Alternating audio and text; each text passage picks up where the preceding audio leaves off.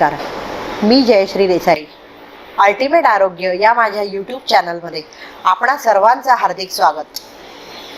आपण सध्या आपल्या सगळ्यांच्या जिव्हाळ्याचा आणि आपल्या सगळ्यांच्या चिंतेचा असा जो स्ट्रेस हा विषय आहे तो बघतो आहोत. 2 एपिसोड्स याच्या आधी आपण त्याच्यावर केले. गेल्या एपिसोडमध्ये तर स्ट्रेस आणि हृदयविकार यांच्यातलं जे समीकरण आहे ते माधवबागचे डॉक्टर रोहित साने यांनी अतिशय सोप्या भाषेत आणि अतिशय चांगल्या प्रकारे उलगडून दाखवलं. तो कसा रोखता येईल याच्यासाठी मौलिक मार्गदर्शन आपल्याला केलं. पण दुर्दैवी योग असा की गेल्याच आठवड्यात 3 जणांचे मृत्यू, 3 तरुणांचे मृत्यू हृदयविकाराने झाले. आणि त्यातला एक होता तो आपला सगळ्यांचा लाडका अभिनेता आणि मॉडेल सिद्धार्थ शुक्ला. अवघ्या 40शीत त्याला मरण आलं. एक 33 वर्षाचा मुलगा एका अत्यंत प्रतिष्ठित जिममध्ये जिमिंग करता करता त्याला अस्वस्थ वाटायला लागलं आणि तिथे तो कोसळला, तो गेला. आणि एक जण बँकेच्या लाईनीत उभा होता, तिथे तो दुसऱ्याशी बोलता बोलता तो जो कोसळला तो काहीही मदत करण्याच्या पलीकडे गेलेला होता. हे सगळे तरुण होते आणि दुर्दैवाने तरुणांमध्ये हृदयविकाराचं, स्ट्रेस रिलेटेड हृदयविकाराचं प्रमाण खूप जास्त वाढत चाललेलं आहे.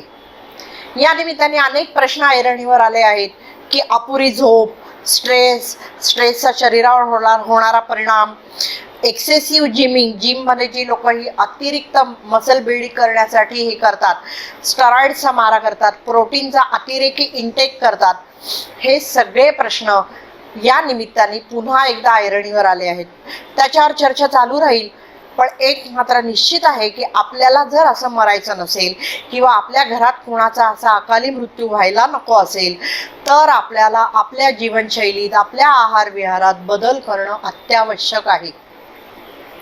ते बदल कसे करायचे हे अगदी पहिल्या एपिसोडपासून आपण वेगवेगळ्या अनुषंगाने बघत आलो आहोत. ते का करायचे याच्यावर चर्चा करत आलो आहोत. त्यामुळे ज्यांनी ते एपिसोड्स बघितले नसतील त्यांनी कृपया परत मागे जाऊन ते सगळे एपिसोड्स बघा आणि त्या दृष्टीने जर बदल केलेत तर तुम्हाला त्याचा नक्की फायदा होईल. आणि हे काहीही मिस करू नये यासाठी तुम्ही हे चॅनल लाईक, शेअर आणि सबस्क्राईब करणं खूप गरजेचं आहे. कारण मी अत्यंत अनमोल माहिती आणि अत्यंत तज्ज्ञांना घेऊन तुमच्या भेटीला दर रविवारी येत राहणार आहे. कारण मला जे हे परिणाम दिसतो आहे जगात आणि जे अकाली मृत्यू होत आहेत किंवा जे आजारपणांचं विविध प्रमाण वाढत चाललेलं आहे ते अतिशय चिंताजनक मला वाटतं. आणि त्यासाठी माझा हा खारीचा वाटा आहे असं समजा.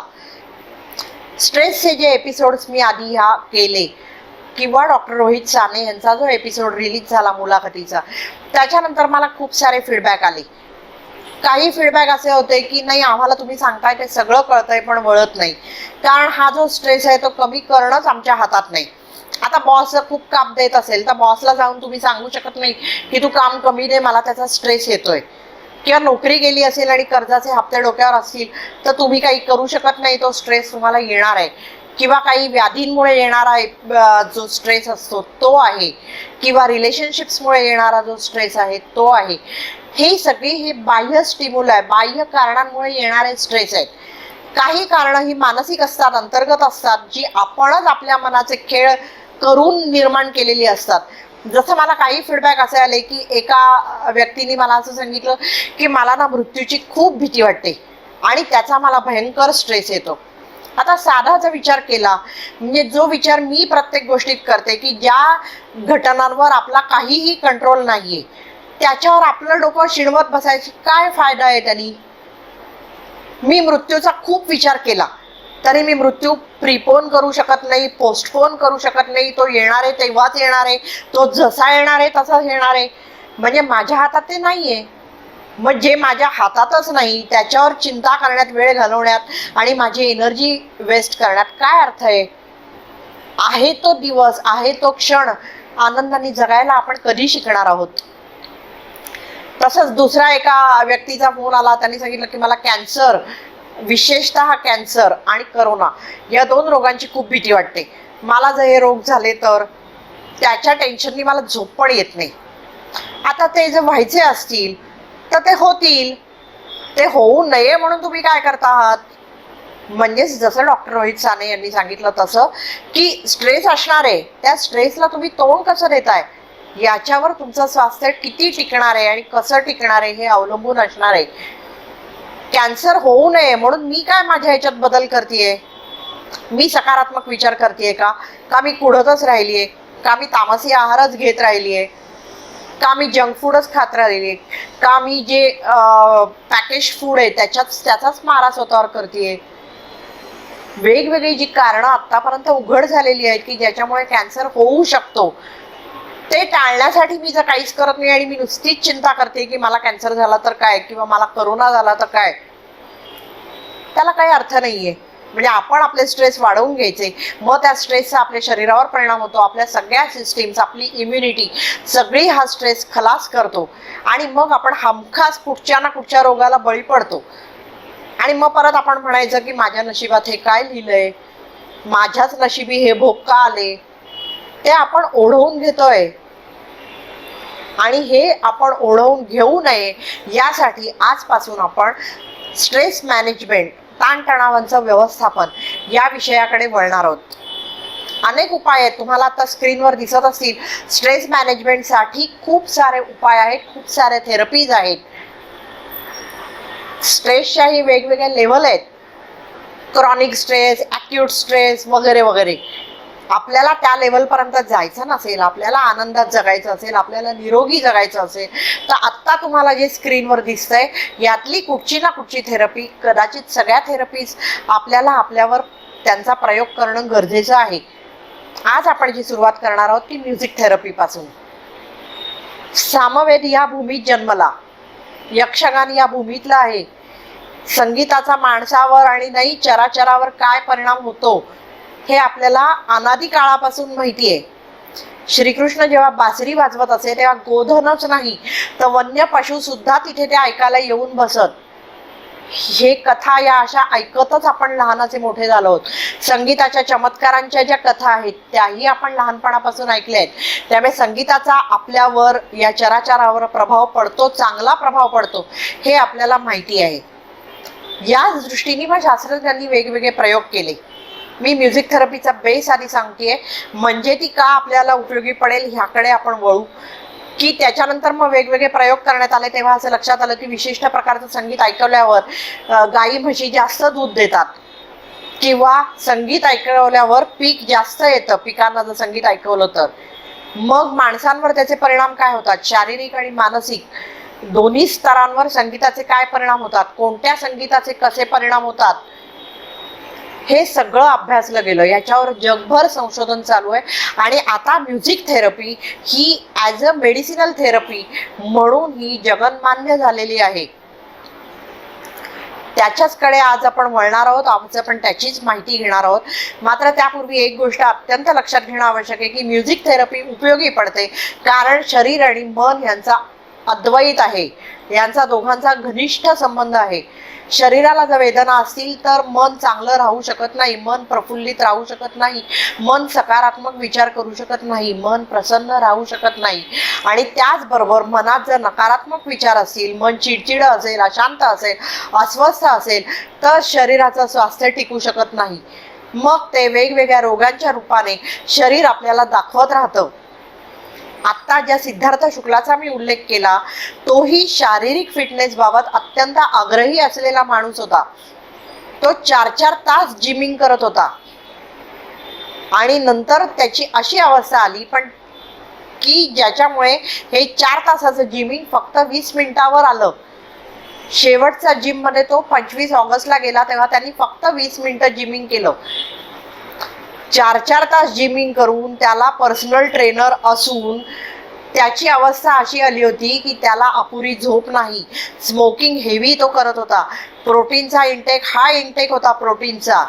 प्रोटीन आणि हृदयविकाराचा घनिष्ठ संबंध आहे, तो मी पुढच्या भागांमध्ये घेईन. आणि त्याच्यामुळे त्याला थकवा खूप यायला लागला होता, तो चिडचिडेपणा त्याच्यात खूप आला होता, मानसिकदृष्ट्या तो अस्वस्थ होता, निद्रानाश त्याला लागलेला होता, छातीत त्याला दुखत होतं. आणि असं करूनही त्याला स्वतःच्या फिटनेस बाबत कदाचित एवढी खात्री असावी की शरीर एवढ्या वॉर्निंग सिग्नल्स देत असूनही तो हृदयविकार तज्ञाकडे गेला नव्हता. ज्या रात्री तो गेला त्या रात्रीही त्याला रात्रीपासून अस्वस्थ वाटत होतं, तरी त्यांनी 1.5 तास जॉगिंग केलं सोसायटीच्या कॅम्पसमध्ये. आणि त्याच्यानंतर 3 वाजता जेव्हा त्याला अस्वस्थ वाटलं तेव्हाही तो डॉक्टरकडे जायला तयार नव्हता. थोडासा अस्वस्थ वाटलं, थोडासा घरगुती उपाय करून तो झोपला, तो उठलाच नाही. म्हणजे शारीरिक आणि मानसिक या दोन्ही स्वास्थ्याकडे कदाचित त्यांनी जर लक्ष दिलं असतं तर तो आज आपल्यात असता. आपली अवस्था बऱ्याच जणांची आपल्यापैकी अशीच आहे की आपण फक्त शारीरिक स्वास्थ्याकडे लक्ष देतोय, मानसिक आणि भावनिक स्वास्थ्याकडे लक्ष देत नाही आहोत आणि त्याचे दुष्परिणाम आपल्या शरीरावर आपल्याला दिसत आहेत.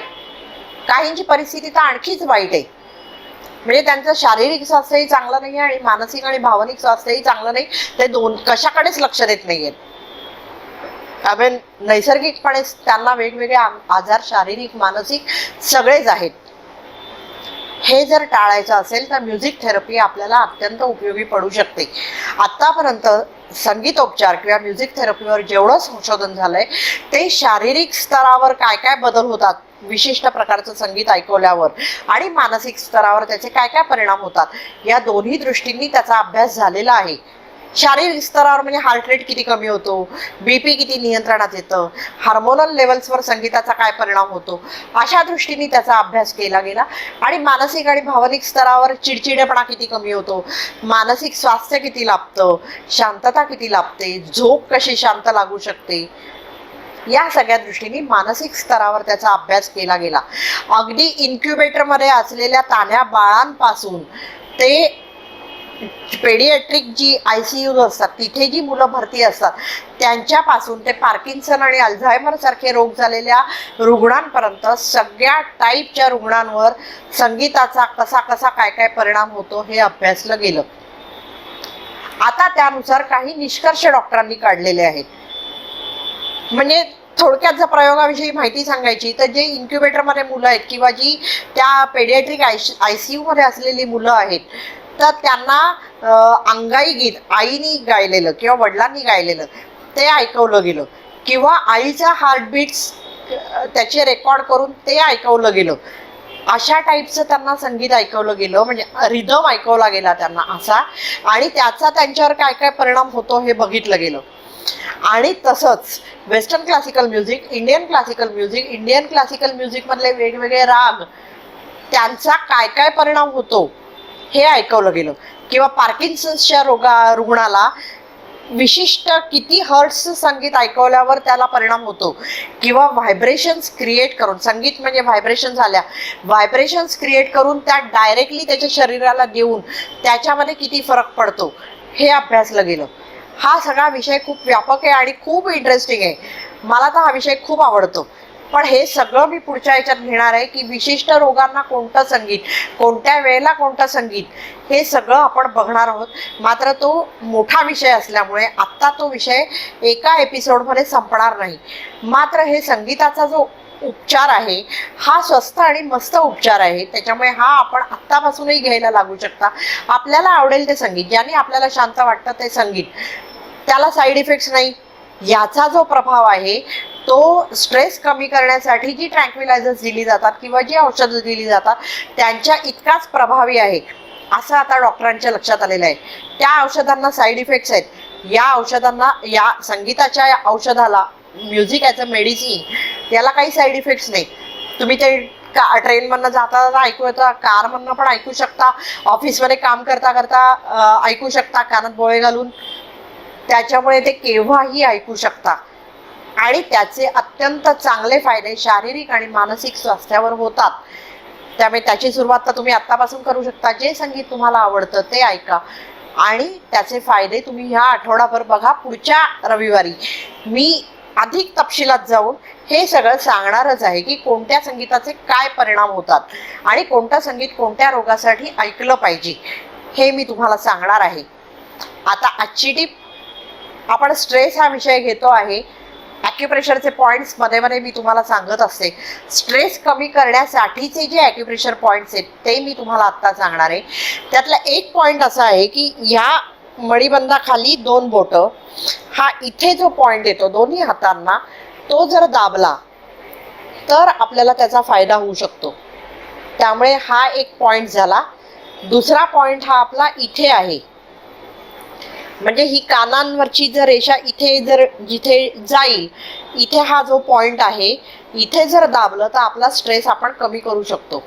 आणि तिसरा जो पॉइंट आहे तो घोट्याला, आपला हाड जिथे ते जे बाहेर आलेलं आहे त्याच्या बरोबर खाली, तिथे जर दाबलं तर आपला स्ट्रेस कमी करायला आपल्याला मदत होते. हे तिन्ही पॉइंट्स वापरून बघा. एक, या मणिबंधाखाली 2 बोटं इथे, एक इथे. तुम्हाला जर स्ट्रेस असेल तर तुम्हाला आत्ता सुद्धा इथे दुखेल. ॲक्युप्रेशरमध्ये निदान आणि उपचार एकच आहे. इथे दुखेल तुम्हाला, तुम्हाला आपोआप तो पॉइंट सापडेल. आणि घोट्याच्या खाली, घोट्याचं हाड जिथे बाहेर आलेलं असतं त्याच्या खाली बरोबर हा जो पॉइंट. म्हणून आपण पैंजण बायका घालतात, पुरुषही कडी घालत होती. बायका बांगड्या पाटल्या घालतात, पुरुषही कडी घालत होती. आणि मसाज केल्यावर आपल्याला शांत वाटतं. याचं कारण हे आहे की हे स्ट्रेस कमी करणारे उपाय आहेत. पण आपण आता तेल लावत नाही, आपण आता फॅशनच्या नावाखाली बांगड्या घालत नाही, पुरुष तर कडे घालतच नाहीत. किमान ब्रेसलेट तर वापरत जा.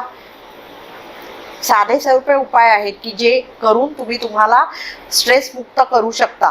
बाह्य स्ट्रेस आपल्या हातात नाही, त्याला रिस्पॉन्स आपण कसा देतो हे मात्र आपल्या हातात आहे. ते आपण केलंच पाहिजे. तो सकारात्मकच रिस्पॉन्स असला पाहिजे, तरच आपलं स्वास्थ्य टिकणार आहे. आता इथेच थांबते. धन्यवाद.